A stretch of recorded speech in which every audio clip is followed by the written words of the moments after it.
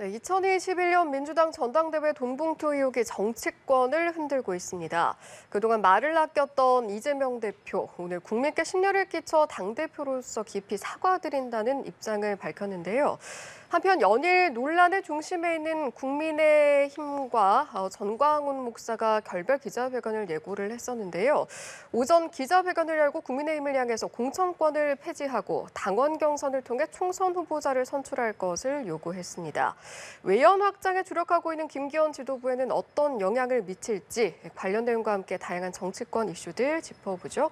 김영준 배재재 석좌 교수, 최창렬 용인대 특임 교수 두 분 모셨습니다. 어서 오십시오. 네, 안녕하세요. 안녕하십니까. 자, 먼저 돈봉투 의혹 이야기부터 해보겠습니다. 오늘 최고위에서 이재명 대표 당대표로서 사과드린다 이런 입장 밝혔는데 일단 좀 어떻게 들으셨는지요? 기류가 조금 변했죠. 예. 조창기 의혹이 나왔을 때는 뭐 항상 민주당은 정치 보복이다, 야당 탄압이다라는 프레임을 가지고서 문제 대처를 했는데 이 사태가 이게 심각성을 띠니까 이제 이재명 대표께서 아마 이제 사과를 한 것 같은데 이제 걱정스러운 거는 이거예요. 지금 민주당이 제일 곤혹스러운 것은 우리 국민들이 봤을 때 지금 민주당에는 세 가지가 없다. 첫째는 도덕이 없다. 그러니까 지금 전현직 대표가 지금 불법과 관련돼서 지금 의혹과 휩싸였다는 부분 속에서 민주당에 대한 도덕성 문제를 제기한 사람들이 많고요. 두 번째는 반성이 없어요. 그러니까 왜 이런 일이 벌어졌고 전당대회에서 이렇게 돈봉투 의혹이 나왔고 여러 가지 불법 의혹이 나왔을 때 그에 대한 소속 의원들이 불법과 관련된 데 불구하고 다 면죄부를 주고 있지 않습니까? 그런 반성이 없다. 그리고 세 번째는 정확한 객관적 사실을 인정하지 않잖아요. 이 검찰에서 이거 시작한 것은 원래 이 목적을 가지고 한 것이 아니라 다른 조사하는 과정 속에서 이정근 전 사무부총장이 핸드폰에서 뭐 3만 건 정도의 노출이 있다고 하는데 이런 세 가지가 없다 보니까 지금 오늘 뭐 이재명 대표가 그래도 만시지탄 사과한 거는 옳은 방향이지만 좀 더 민주당이 환골 탈퇴하고 쇄신할 수 있는 방안을 제시하지 않은 상태에서 그냥 뭐 나온 상황에 대해서 나온 이 사건에 대해서 문제 해결하려고 노력하려고 한다면 국민들로부터 그렇게 지지받기는 어려울 거라고 저는 봅니다. 알겠습니다. 말씀을 해주신 것처럼 초반에 비해서 이제 대응하는 기류가 조금은 바뀐 분위기였습니다. 처음에는 이제 야당에 대한 탄압 수사다, 기획 수사다, 이게 이제 시점이 묘하다 뭐 이런 얘기가 흘러나왔는데 예. 그렇게 말할 상황이 아니죠. 설령 뭐 시기가 그렇다고 야당이 주장되고 그렇다 하더라도 문제의 본질은 과연 그 지금 의혹이 제기되고 있는 야당 의원들 10내지 10내지 뭐 수명 얘기까지 나오고 있잖아요. 권리당원 뭐 대의원 얘기가 나오고 있는데 지금 왜 지금 민주당에서 계속 이게 야당 탄압 수사다라고 얘기하기가 어렵냐면요. 방송에다 나온 겁니다만 그 녹음 파일, 이정근 사무부총장의 그 휴대폰에서 나온 녹음 파일들 예. 있잖아요. 녹취록 파일들. 예. 그게 너무나 구체적이에요. 일단 보기에. 물론 아직도 의혹입니다. 뭐 단정할 수 없겠습니다만 그리고 나중에 최종적으로 검찰이 수사하고 기소하고 법원이 판단해야 되는 문제긴 한데 그럼에도 불구하고 지금 공개된 그 녹음 파일들이 워낙 구체적이에요. 그리고 이런 상황 속에서 구체성도 있고 일관성도 있어 보이기 때문에 민주당에서 이 부분을 계속 뭐 탄압이다 이렇게 할 수가 없는 상황입니다. 그래서 이재명 대표가 사과를 했는데 네. 문제는 뭐 앞으로 이 검찰 수사가 이제 진행이 어떻게 되느냐를 지켜봐야 되겠죠. 근데 지금 민주당으로서는 대단히 곤혹스럽고 곤혹스러운 정도가 아니에요. 일상적인 일반적인 뭐 부패 사건이나 수뢰 사건 같은 경우야 그야말로 개인의 일탈의 문제일 수 있겠습니다만 예. 이게 지금 워낙 많은 사람이 지금 연루가 돼 있잖아요. 지난 2021년도에 당대표 경선 때 이제 그 캠프에 있던 분들이 다 연관돼 있게 나오고 있고 윤관석 의원은 나중에 사무총장 됐잖아요. 그리고 이정호 사무부총장 지금은 전 사무부총장입니다만 기소돼 있는 상황이고 이정호 사무부총장 수사하다가 이렇게 나오는 사건이란 말이죠. 그럼 이거를 어느 한두 명의 일탈이라고 처음에 이렇게 얘기를 했었는데 송 대표가 그렇게 얘기했잖아요. 송 전 대표가 지금 프랑스에서 뭐 개인의 일탈이다 그랬는데 그 자체가 말이 안 되는 거죠. 어쨌든 대선 대표 경선 때 나온 일들이기 때문에 이 부분을 글쎄 뭐 자체 아까 지금 방금 보셨다시피 진상조사위원회 꾸리지 않겠다고 하는데 그거 꾸려야죠. 그래도 설령 효과가 없을 것 같다 하더라도 꾸려야 꾸려야 한다고 되죠. 보십니까? 당연히. 그럼 당내에서 문제가 불거졌는데 검찰 수사를 하고 있으니까 사실 수사권이 없기 때문에 할 수 없다. 그럼 다른 감찰은 못 하래요. 뭐 그런 위원회 못 하러 있냐고요. 최소한도 자체 조사할 줄. 저 오늘 아침만 해도 그래도 진상조사위원회 그래도 열 줄 알았는데 지금 방금 보도 보니까 진상조사위원회 하지 않겠다. 물론 이제 명분은 있죠. 그 뭐 해봐야 뭐 하겠느냐. 검찰 수사할 건데 그 맞는 말이에요. 사실 뭐 당이 뭐 밝혀봐야 얼마나 밝히겠어요. 그렇다 하더라도 국민들에게 우리가 모든 걸 밝히겠다. 우리 민주당을 정말 해체하는 그런 각오로 임하겠다라고 나와야 되는 거죠. 근데 진상조사위원회 안 꾸리겠다라는 건 이해가 좀 안 갑니다, 일단. 예. 네. 이제 이재명 대표나 이제 당 대변인이 밝힌 내용을 보면 이제 조사 관련한 거는 뭐 수사에게 이제 전달을 하겠지만 대신에 송 전 대표의 어떤 조기 귀국을 좀 촉구하는 방식으로 아마 역할을 하겠다 이런 입장을 밝혔거든요. 그렇죠. 뭐 이제 자체 진상조사가 갖고 있는 한계가 있을 거예요. 지금 이제 구속된 분들의 얘기를 직접적으로 들을 수 있는 상황이 되지 않은 상태에서 예. 자칫 잘못하면은 셀프 조사하고 또 셀프 면제해주고 또 방탄정당이라고 하는 그러한 도식으로 흐를 위험성이 굉장히 높기 때문에 또 그리고 조금 전에 최 교수님 말씀하신 것처럼 이 녹취록에 나온 부분들이 굉장히 구체적이고 실제로 보면은 아직 다차원적으로 이루어진 거 어디서 터질지는 좀 모르고 있는 상황. 지금 나와 있는 것만 하나만 그렇죠. 그 3만 개 녹취 파일 중에서 어떤 내용이 들어있을지는 모르지 않습니까? 그러다 보니까 이건 당연히 조사를 뭐 전제는 달았어요. 정치적 고려가 배제된 신속하고 공정한 수사를 원한다고 하지만 네. 정치적 배제라는 게 마치 정치 검찰이 이걸 기획 수사한다는 걸 이런 식으로 접근해서는 안 된다고 저는 보고요. 가장 핵심은 우리 송영길 전 대표가 귀국해서 책임질 일은 책임지겠다고 얘기를 해야 되는데 지금 그분이 말하는 걸 보면은 뭐 가서 할 얘기가 없다. 뭐 이정근 사무총무처의 개인적인 일탈이다 네. 이렇게 얘기한 거는 네. 한마디로 참 비겁한 정치인인 거예요. 그러니까 다시 얘기해서 그렇게 당대표까지 한 사람이 자신과 관련된 부분이 있다고 한다면 정말 자신이 자진 귀국을 해서 조사를 받겠다고 해줘야지 당도 살리고 그리고 더 나가서 그동안 민주당을 지지했던 분들에게 대한 최소한의 예의 아닌가요? 이런 식으로 뭐 7월까지 버티고 그 위에 또 들어올지 안 들어올지도 모르고 이러다 보니까 굉장히 의혹이 부풀어질 수밖에 없잖아요. 또 국민들이 또 이 다음에 이제 의혹이 또 뭘 제기될 것 같으냐면 그런 송영길 전 대표가 자기 지역구를 이재명 대표한테 준 거 아니야? 무슨 뭐 다른 게 있는 게 아니야? 이런 자꾸만 의혹으로 번질 가능성도 있어요. 이제 그런 것들을 막기 위해서라도 송영길 전 대표가 빨리 귀국해서 네. 아주 정말 신속하고 공정한 수사가 이루어지는데 도움을 주고 거기에 잘 임해야 될 거라고 저는 봅니다. 네. 뭐 앞서 조홍천 의원 등이 조기 귀국하는 게 좋겠다라고 언급한 적은 있는데 일단 오늘은 그래도 당 대표가 한 발언이잖아요. 어떻게 좀 결단을 내릴까요? 당 대표가 이제 이재명 대표 얘기를 했잖아요. 저기 네. 귀국해라라고 얘기했으니까 귀국해야 될 겁니다. 일단 근데 우리나라 정치인들 다 그런 건 아닌데 일단 자신의 당 대표 선거 과정에서 불거진 일이잖아요. 그럼 자신이 정말 몰랐다 손치더라도 몰랐는지 알았는지 우리는 알 수 없습니다만 예. 몰랐다고 하더라도 책임감이 느껴져야 되는 거 아닌가요? 그리고 구체적으로 그때의 그 당대표 선거 과정에서 경선 과정에서 그 구체적으로 얘기가 나오잖아요. 호남도 이번에 줘야 되고 이런 얘기가 들으셨죠? 거기서도.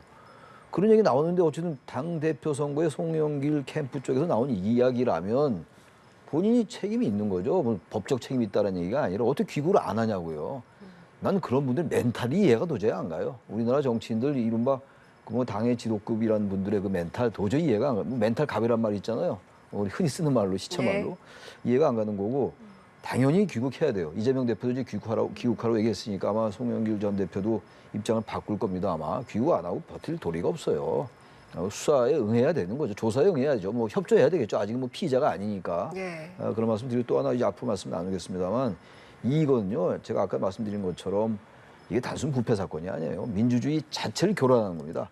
민주주의라는 게 선거나 선출에 의해서 운영되는 거잖아요. 대통령 선거도 그렇고 국회의원 선거 그렇고 지방자치단체장, 지방의원. 하다못해 저기 학교의 반장 선거도 마찬가지예요. 선거는 그렇게 민주주의에서 가장 중요한 핵심 메커니즘이거든요. 예. 당내 선거도 마찬가지라고요. 근데 이 부분이 지금 이게 사실이라면 아직은 모르겠습니다만 돈을 가지고 표를 산 행위예요. 살매자 매표 행위. 이거는 일반적인 사건하고 다른 거예요. 단순한 게이트하고 또 다른 거라서 이 사안을 정말 중대하게 봐야 되는 겁니다. 그야말로 정말 민주당 분들이 이 부분에 대해서 다 연루된 건 아니잖아요. 지금 누군지 알 수 없어요. 지금 제가 듣기에는 뭐 저기 여의도에 뭐 10명 뭐 20명 버전이 다 다르대요. 또 기자들이 예. 갖고 있는 게 다르다고 하는데 누군지 알 수 없는 것이고 검찰은 뭐 어느 정도 특정하고 있겠지만 거기에 연루되지 않은 분들이 이 사태를 그냥 가만히 있을 상황이 아니에요. 당 예. 지도부에다가 이렇게 안이하게 대처하면 안 된다. 이게 무슨 의원들이 나와서 방송에 나와서 몇 마디 해야 될 게 되는 문제가 아니고 의원들이 나서 이거 이래가지고 선거 칠 수 있겠어요, 민주당이? 아직 시간이 많이 남았다 하더라도 예. 저는 이 지금 대처하는 방식 자체가 너무 안이하다, 민주당이. 그런 말씀 드립니다. 알겠습니다. 사안을 굉장히 엄중하게 봐야 한다라고 말씀을 해주셨는데 지금 당장 강래구 협회장도 이제 핵심 인물인데 소환 조사를 했습니다만 네. 지금 검찰도 일단은 조달자, 뭐 전달자로 시작을 하지만 그 이후에는 수수자까지 수사를 그렇죠. 하겠다 이렇게 밝혔어요. 좀 이 파장이 어디까지 갈 거라고 보십니까? 이러다 보니까 벼랑간 우리 무소속 양양자 의원이 얘기한 말이 생각이 나네요. 그때 이거 검수완박 안 막으면은 한 20명 정도가 문제가 될 수 있을 것이라고 했는데 그 용기 있게 얘기한 거거든요. 우리 우리 의원께서. 근데 그게 지금도 정확하게 숫자가 어떻게 될지 모르겠지만 한 20명 정도가 연루돼 있지 않느냐라는 말이 나오고 있어서 이건 분명히 그 파장이 굉장히 이제 클 수밖에 없는 상황인 거고요. 지금 이제 송 전 대표는 가서 할 말이 없다 그러고 자꾸만 개인적 일탈을 얘기를 하지만 예. 그 녹취록 속에서 송 대표와 관련된 말이 안 나올 수가 없어요. 분명히 들어가 있을 거라고 봅니다. 그럴 경우는 어떻게 할 거냐. 그런 의미에서라도 지금 뭐 여러 뭐 피의자 신분으로 소환된 건지 아니면 뭐 구속 여부가 결정된지 안 된지 그 누구한테 갔는지에 대한 부분들 그러다 보니까 또 한심하게 얘기하는 게 얘기냐면 그거 한 300만 원밖에 안 되지 않느냐라고 얘기하는 것까지도 기사에서 본 적이 있었는데 그건 돈의 액수의 문제가 아니죠. 그러니까 다시 얘기해서 공당의 대표를 뽑는 과정 속에서 매표를 통해서 당대표가 됐다라는 것이 만약에 확인이 된다고 한다면 그 반대편에 있었었던 아주 굉장한 근소한 차이로 당시에 우리 홍표 의원이 졌었거든요. 이런 문제는 결국은 한마디로 민주당의 정통성이 무너지는 거예요.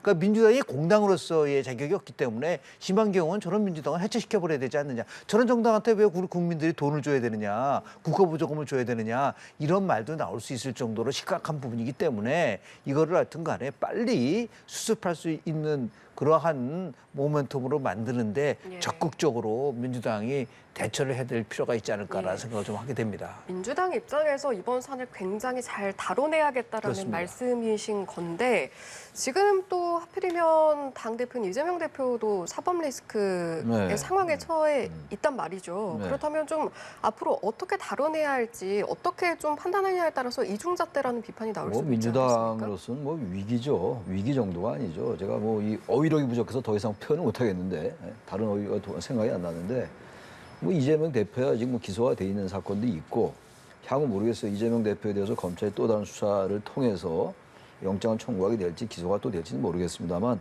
아무튼 뭐 이재명 대표의 그 여러 그 사건들 의혹들이죠. 의혹 사건들은 뭐 지금 법원에 넘어가 있는 상태예요. 뭐 지켜보는 수밖에 없는 걸 거고. 그러나 일단 이재명 대표나 이재명 대표 측에서는 현재 사건들은 어쨌든 전혀 그런 사실이 없다라는 입장이잖아요. 전혀 완벽하게 부인하고 있는 상황이고 뭐 지켜보는 수밖에 없죠. 이 사건도 그렇게 될지 예. 모르겠으나 지금 이제 이중잣대라는 말씀은 이제 이재명 대표의 이 지금 의혹 사건들에 대해서는 검찰 탄압인데 이 부분은 지금 그 얘기가 조금 입장이 바뀌었단 말이에요. 아까 모두의 말씀 나눈 것처럼 그게 이중잣대 아니냐 그래서 생각하는데 뭐 국민들은 이중잣대인지 뭐 삼중잣대인지 별로 관심이 없어요.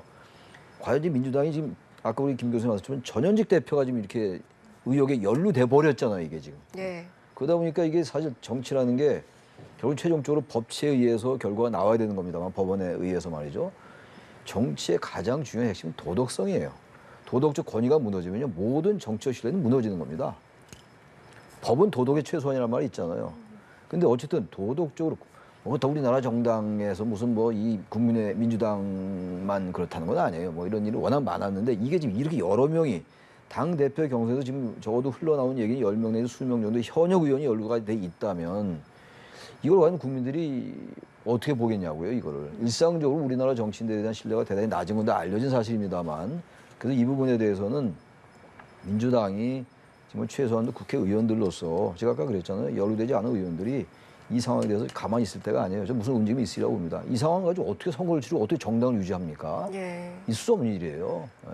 그러니까 이제 두 분 말씀을 들어보면 지금 당장 보이는 것 그 이상으로 굉장히 깊이 있게 다뤄내야 한다라는 말씀이신 건데 일단 당장 민주당에서 거론이 되고 있는 현역 의원이 2명이 있는데 그렇죠. 이 인물들 같은 경우에는 그럼 어떻게 될까? 민주당 입장에서 조금 부담을 덜어내기 위해서 좀 자진탈당을 한다던가 이런 이야기들도 물밑에서 뭐 오갈까요? 가장 많은 부분들이 이제 꼬리 자르기를 많이 했었잖아요. 그러니까 뭐 본인 스스로가 그럴 경우에 이제 탈당을 선언하는 경우가 많아요. 어떤 뭐 부동산 의혹과 관련된 게가 있을 때 뭐 박덕흠 의원 같은 경우에 제가 자진 탈당을 했다가 다시 이제 복당을 했기 때문에 이렇게 할 수도 있겠죠. 자신과 관련된 문제가 명쾌해질 때까지 탈당을 하고 나서 밝혀지면 다시 복당하겠다 뭐 그런 수순으로 이제 갈 가능성도 우리가 없지 않아 있다고 좀 보는데요. 예. 근데 핵심은 이겁니다. 자, 그분들이 실은 검찰 수사 결과 이게 의혹이 결국은 사실로 판명이 돼서 체포동의안을 국회에 넘길 때 그때는 어떻게 하죠? 민주당이 그동안 계속해서 부패와 관련된 체포동의안을 정치 탄압이라는 이유로 해서 전부 다 부결시켰는데 자 이럴 경우 그것도 뭐 지금 20여 명 정도가 연루돼 있다고 얘기를 하고 있는데 이거를 그냥 다 덮어놓고 방탄으로 갈 수 있을지도 의문스럽고 또 하나는 이런 비슷한 경우가 또 있었어요. 2008년도 한나라당 전당대회에서 당시에 박기태 대표 후보가 결국은 이제 이런 비슷한 형태로 돈봉투 의혹이 있었는데 그걸 고승덕 발표를 했다가 예. 나중에 결국은 재판은 어떻게 됐죠? 그 박기태 전 국회의장한테 결국 실형 선고했잖아요. 이것은 왜 그러냐면 이 사안이 너무 심대하기 때문에 그런 것이기 때문에 돈의 액수라든지 이런 걸 넘어서서 정말 대한민국 정치가 바로 설 수 있는 이제 그런 부분들에 대한 나름대로의 정치권 전체 이것도 마찬가지예요. 국민의힘도 이게 민주당의 것이라고 생각하면 안 돼요. 그러니까 이걸 통해서 잘못된 대한민국의 정당 시스템을 완전히 뜯어 고쳐야 된다. 무슨 당대표를 뽑는데 저렇게 모든 것을 다 하고 당대표가 모든 것을 갖게 되는 미국에는 당대표, 원내대표 없이 당대표가 없습니다. 이제 우리도 이 기회에 한번 대한민국 60년 이후에 지속되고 있는 전 근대적이고 아주 굉장히 집중화된 중앙당 중심의 당대표 시스템을 한 번 정도는 이제 바꿔야 될 계기가 왔다. 그렇지 않으면 이거는 반복적으로 이 당대표 경선을 쓰고 줄서기 하고 개파 정치가 만들어지고 돈봉투가 결국은 왜 그러냐면 어마어마한 막강한 권한을 갖고 있기 때문에 당대표가 이런 부분에 대한 나름대로 정치개혁 차원에서도 좀 접근할 필요가 있지 않을까 저는 생각을 좀 합니다. 예, 근본적으로 좀 정당 시스템을 손봐야 할 필요가 있다 이런 네. 말씀을 해주셨는데 여당에서도 지금 굉장히 민주당에 대한 공세를 이어가면서 이번 사안을 다뤄내면서 이재명 대표와 앞서 송 전 대표 좀 미로할 관계 있었던 거 아니냐 이런 이야기까지 내놓고 있거든요. 뭐 정치적으로야 뭐 무슨 얘기 못 하겠어요. 근데 그거 역시 본질이 아니에요. 지금 그 사람들이 돈을 받았느냐 안 받았느냐가 중요한 것이지. 뭐 송 전 대표하고 이 대표하고 가까웠기 때문에 송 전 대표가 대표가 돼서 대표 이제 나중에 대선 후보 됐다 뭐 이런 얘기는요 별로 의미가 없는 얘기입니다. 국민의힘도 그런 얘기 할 거 없어요. 남의 정당 얘기로 가만히 있으면 그 뭐 공세는 취할 건 취하지만 뭐 그거야 뭐 어떡하겠어요. 당 대표와 전현직 대표 미로한 게 있었던 거 아는 사실 아니에요. 그 지역구 물러줬잖아요. 어쨌든 이재명 대표에. 근데 그거 이거 무슨 상관 있습니까? 그래서 자꾸만 그러한 정치적인 상상력을 가지고 자꾸 하다 보면 오히려 문제의 본질이 훼손되니까 이건 있는 그대로 보면 돼요. 그래서 아까 제가 그랬잖아요. 민주당에서도 이게 뭐 시기가 교묘하다 이런 얘기할 게 아닌 거나 마찬가지 논리로 예. 국민의힘도 송영길과 뭐 이재명이 가깝다 안 가깝다 이런 얘기 할 거 없다 이런 얘기예요. 일단 지켜보되 적어도 이제 이 사안에서 민주당이 같은 얘기입니다만 지금 현재와 같은 상황의 스탠스는 맞지 않는 것 같아요. 이건 그야말로 돈을 살포한 겁니다. 살포. 한 명 1대1로 돈을 이렇게 주고받은 게 아니란 말이에요. 살포했다는 얘기거든요. 뭐 100만 원, 단돈 10만 원도 마찬가지예요. 제가 아까 말씀드린 것처럼 표를 사는데 표심을 완전 왜곡 교란시킨 거거든요. 시장 경제에서 가격 기구를 왜곡 교란시킨 거나 똑같은 거예요. 이거는. 그러니까 이 인식 자체를 그냥 돈 사건이다라고 볼 게 아니다 이런 얘기 제가 계속 주장하는 거는 예. 민주주의 자체를 형해화시키는 거다. 그리고 정당 정치를 완전히 무너뜨리는 것이기 때문에 이거는 정치인들이 색다른 각도에서 접근해야 돼요. 물론 검찰이 수사를 할 때 엄중하게 해야 되겠죠. 자꾸 이 부분을 만약에 이걸 완전히 내치면 속된 말로 내치면 이게 과거의 전통적인 이야말로 이 집토끼들이 나가는 거 아니냐 이렇게 생각할지 모르겠는데 그래서 저는 그렇게 생각하면 안 될 것 같아요. 우리가 흔히 말하는 것처럼 상식적이고 보편적인 중도층의 표심을 맞출 때 예. 당의 지지율도 올라가는 것이 저는 이 부분을 빨리 저는 결별의 차원이 아니라 분명히 인식에 있어서 선을 그을 필요가 있다고 생각합니다. 예. 중도층의 표심의 중요성에 대해서 말씀해 주셨는데 그래서인지 김기현 지도부 앞서 박근혜 전 대통령을 이제 만날 것이다라는 이제 계획이 들려왔었는데 그 대신에 다 4.19 기념식에 참석을 하겠다 이렇게 밝혔어요. 어떻게 좀 적절한 방향성이라고 보십니까? 뭐 항상 나오는 이제 통상적인 말이 이제 집토끼, 산토끼 이런 얘기를 많이 하잖아요. 예. 이제 집토끼는 이제 자신의 지지 계층을 얘기하는 거고 산토끼는 이제 중도층을 얘기를 하고 있는데 뭐 지난주 금요일 날 발표한 한국갤럽 조사나 오늘 나온 리얼미터 조사나 보면은 구체적인 수치보다도 지금 대통령의 지지도와 국민의힘 지지도가 동반 하락하고 있다는 거는 맞는 사실이잖아요. 자, 그렇다면 이 지지를 끌어올리기 위한 방법은 여러 가지가 있죠. 그중에서도 뭐 보수 지지층을 더 강화시키겠다라고 한다면은 뭐 박근혜 전 대통령을 만나서 면담도 하고 대구 경북에서 나름대로 이벤트도 하고 뭐 이런 것들이 이제 통상적인 방법이었다고 한다면 이제 중도로서의 위원을 확장하기 위해서는 특히 예를 들어서 중이 생각하는 게 세 가지거든요. 첫째는 변화와 개혁을 어느 정당이 주도하느냐. 두 번째는 민생 경제에 얼마나 힘을 많이 쓰고 있느냐. 세 번째가 어느 정당이 그래도 도덕적으로 좀 낫냐라는 이 세 가지라고 한다면 변화와 개혁이라든지 나름대로 새로움에 대한 부분들을 채우려고 한다면 그동안 정통 보수 세력이 아닌 했던 행동과는 다른 모습을 좀 보여주는 게 좋을 수도 있다는 판단을 하다 보니까 뭐 이제 4.19 우리 기념식 참석도 하고 네. 그리고 이제 MJ 2030 세대를 위한 그 청년들을 위한 나름대로의 여러 가지 그 대안들을 지금 제기하지 않습니까? 뭐 1,000원의 아침을 포함해서 그 청년들을 도와줄 수 있는 금융적으로 도와줄 수 있는 것이 뭔지 이런 것들 그러니까 결국은 지지율을 상승하기 위한 모멘텀을 중도층 외형 확장으로 간다라는 그런 원칙 속에서 김기현 대표의 행보도 거기에 맞춰서 이루어지고 있는 부분들이 좀 있는데 중요한 거는 뭐냐면 이벤트를 가지고 지지율이 올라가지는 않아요. 그러니까 이 지지율을 끌어올릴 때는 그 정당에 대해서 기대할 수 있는 새로운 어젠다를 통해서 국민에게 희망을 줘야 되는 거죠. 그렇지 않고 나서 그냥 그때그때 일어나는 이벤트에 대해서 대처한다고 한다면 다른 정당과 무슨 차별을 할 수 있을 것인가. 그리고 대통령이 지향하는 가치와 그리고 집권당이 지향하는 여러 가지 어젠다가 조화를 이루면서 국민들에게 정치라는 거는 꿈과 희망을 주는 거예요. 그렇게 하지 않은 상태에서 뭐 몇 가지 뭐 파퓰리즘 입법이라든지 아니면 누구를 방문한다든지 누구를 만나든지 그거 가지고 외연을 확장하는 거는 한계가 있을 거다라는 말씀 좀 드립니다. 외연을 확장하기 위해 적절한 방향성 어떻게 나가야 한다고 근데 보십니까? 지금 보수 정당으로서 보수 집권 세력이잖아요. 지금 예. 의석은 비록 적지만 국민의힘이. 근데 아까 방금 나왔지만 리얼미터 조사 또 떨어졌어요. 지금 국민의힘하고 민주당 그래서 민주당의 이 돈 봉투 의혹 사건이 좀 반영이 별로 안 된 것 같긴 한데 민주당보다 지지율이 훨씬 낮아요. 정당 지지도가.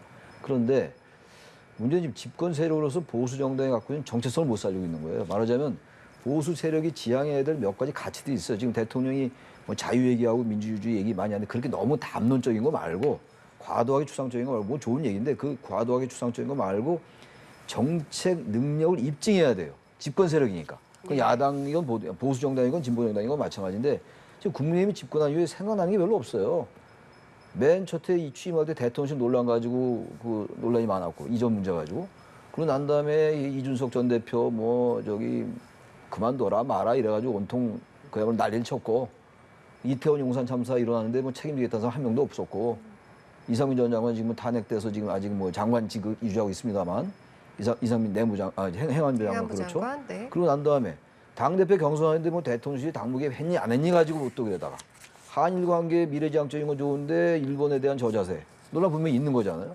최근에 도청 감청 의혹 미국에 대한 저자세 지지율이 올라가면 이상한 거죠. 올라가면. 여기서 박근혜 전 대통령 만나고 안 만나는 게 지지율 영향 끼치는 게 아니에요. 김수진 말씀처럼. 그럼 만나도 좋고 안 만나도 좋아요. 만날 일정을 만나고 당당히 4.19 가고 이래야 돼. 오늘 보세요 또. 이거 좀 다른 얘기인데 왜 어제가 4.16 그거 세월호 참사 9주기였잖아요. 거기 왜 안 갑니까 대통령?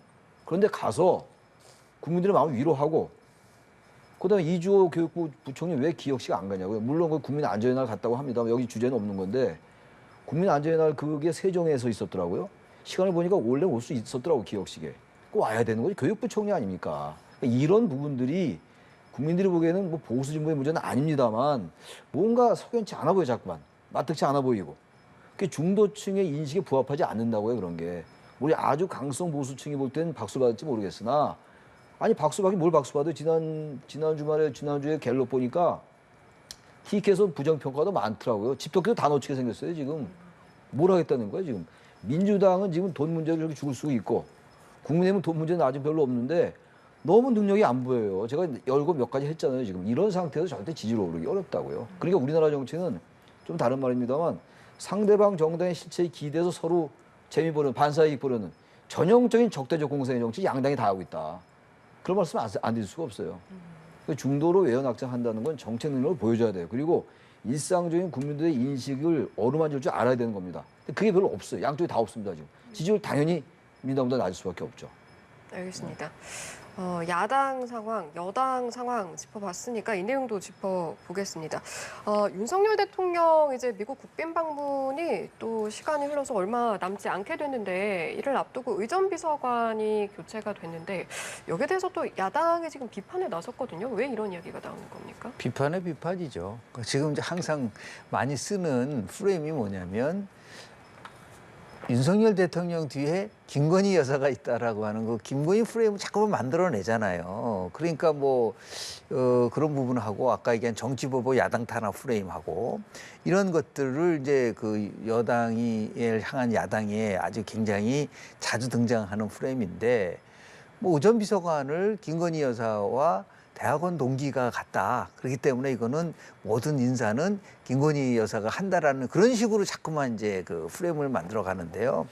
의전비서관이라는 거는 뭐 지난 정권에서도 그 대통령과 친분이 있는 분들이 많이 맡았죠. 가장 대표적인 게 뭐 탁현민 그 의전비서관 같은 경우는 뭐 문재인 대통령 같이 이렇게 에베레스트 등반도 같이 하면서 나름대로 친분이 있었던 분이었고 네. 그리고 뭐 노무현 대통령은 안 그랬나요? 노무현 전 대통령도 가장 친분인 사람 의전비서관을 만들었는데 핵심은 이거예요. 누가 의전비서관이 되는 게 중요한 게 아니고 정말 제대로 일을 할 수 있느냐가 그걸 가지고 따져야지. 그런 거 없이 그냥 무조건 김건희 여사의 예를 들어서 동기이기 때문에 문제가 있다라고 하는 식으로 가져간다고 한다면 옛날에 문재인 대통령 때는 의전비서관, 탁현민 의전비서관 나왔을 때 가장 많이 비판한 게 뭐였었죠? 쇼를 한다, 쇼. 문재인 쇼에만 집착돼 있고 내용은 알맹이는 하나도 없다. 그런 얘기를 많이 비판받았잖아요. 그래서 정말 국민들에게 진솔하게 다가갈 수 있고 진정성 있는 소통을 할 수 있는 그런 세레머니, 의전에 대해서 나름대로 고민을 해야지 누가 맡았고 결국은 그렇기 때문에 이거는 문제가 있다는 식으로 접근하는 방식은요. 제가 볼 때는 지금 야당이 지금 돈봉투 사건 때문에 이렇게 난리치는데 그걸 모면하려고 김건희 여사와 관련된 것들을 자꾸만 제기하는 것이 과연 국민들로 봐서는 납득을 할 수 있을 것인가. 근데 이 문제가 해서는 이제 더 이상 집요하게 집착을 갖다고 한다고 한다면 제가 볼 때는 별로 국민들로부터 지지를 받지는 어려울 거라고 좀 봅니다. 네. 워낙에 집착이란 표현이라고도 언급을 해 주셨는데 야당에서 이제 이야기하는 건 이겁니다. 조용한 내조 약속했는데 이 행보들 뭐냐 이제 이런 이야기도 나오고요. 저는 그 얘기도 내조를 하는데 큰 문제는 별로 없잖아요 요즘. 내조라기보다도 김건희 여사가 대통령 부인으로서 하는 활동이 무슨 커다란 사회적 문제를 이야기한 건 제가 별로 없는 걸로 알고 있어요. 그럼 그만하면 된 거예요. 대신 이제 너무 광폭행보를 하는 거 아니냐. 원래 조용한 내조 한다고 하는데 왜 그러냐라고 야당이 비판할 수 있는데 그것도 김건희 여사가 무슨 큰 문제 일으키면 당연히 비판해야죠. 아니 그냥 지난 대선 기간 중에 여러 문제가 생겨서 직접 사과도 했잖아요. 김건희 여사 스스로가. 근데 지금 이 상황 속에서 너무 행보가 많으니까 그 자체가 문제가 있다라고 하는 건 너무 논리가 빈약한 것 같아요. 그건 본질이 아니에요. 단지 또 아까 의전비서관 얘기인데 저는 사실 이번 같은 경우는 외교관 출신이었으면 더 좋았을 것 같아요. 이번 같은 경우는. 왜냐면 워낙 외교 안보 라인에 문책 인사가 있었고 여러 가지 문제가 있었기 때문에 좀 뭐 선임 행정관이 진급한 거니까 그 자체가 대단한 문제는 아니라고 보는데 김건희 여사 측근임무 가면 안 되나요? 그건 문제가 안 되는 건데 상황이니만큼 이럴 땐 조금 좀 의전비서관이 대체를 외교관 출신이 많이 해왔어요. 이럴 땐 좀 인사를 좀 그런 정무적 감각을 좀 곁들였으면 좋았지 않았을까 생각은 드는데 뭐 측근이라고 무조건 안 되는 건 아니겠죠. 뭐 선임행정을 했었고 하니까. 그런 어떤 야당으로서 할 수 있는 비판이라고 생각합니다. 예. 네, 알겠습니다. 대통령실의 입장을 보면 대통령이 못 가는 곳을 김건희 여사가 좀 선발해서 가고 있고 참여 요청 자체가 많다 이런 언급도 그렇습니다. 나오고 있는데 앞으로 좀 김 여사의 어떤 행보와 관련해서는 어떻게 가닥을 잡아가야 한다고 보시는지? 저는 뭐 조용한 내조를 얘기했기 때문에 반드시 지켜야 된다고 얘기하면 그동안 대한민국 대통령이 대선 과정 속에서 얘기한 공약 중에서 100% 지킵니까? 그리고 당연히 내조해야죠. 근데 그거를 자꾸만 아무것도 하지 말라는 식으로 접근한다는 거는 제가 굉장히 이건 받아들이기 어려울 거예요. 그러시 따지면은 문재인 대통령 때 영부인은 아주 조용한 내조를 했나요? 아주 광폭의 내조를 했죠. 대통령보다 앞장서서 뭐 가는 적도 있었고. 근데 그걸 가지고 자꾸만 문제 삼는다는 거는 좀 쫌스러워 보이고 그리고 좀 더 큰 차원에서 문제를 풀어갈 수 있는 부분도 있어야 되는데 조금 민주당의 입장에서 봤을 때는 좀 자정을 할 필요가 있는 게 좀 불리한 여건이 나오면 뭐 김건희 여사 도이치모터 주가 조작 사건 포함해서 지금 얘기하는 김건희 여사가 모든 거를 다 뒤에서 인사를 담당한다. 이런 식으로 프레임을 만들어가지고 가는 것은 한계가 있다는 걸 좀 이제는 깨달을 때가 된 것 같은데요. 예. 일을 할 수 있게끔 어떻게 하면 일을 잘할 수 있을 것인가라는 데 대해서 조금 더 집중해서 좀 비판도 하고 그리고 더 나가서 대안을 제시하는 게 필요하지 않을까 생각을 좀 합니다. 알겠습니다. 오늘 여러 가지 내용 이렇게 짚어봤고 여기서 마무리하겠습니다. 오늘은 최창렬 교수, 김영준 교수 두 분과 함께했습니다. 고맙습니다. 네, 고맙습니다.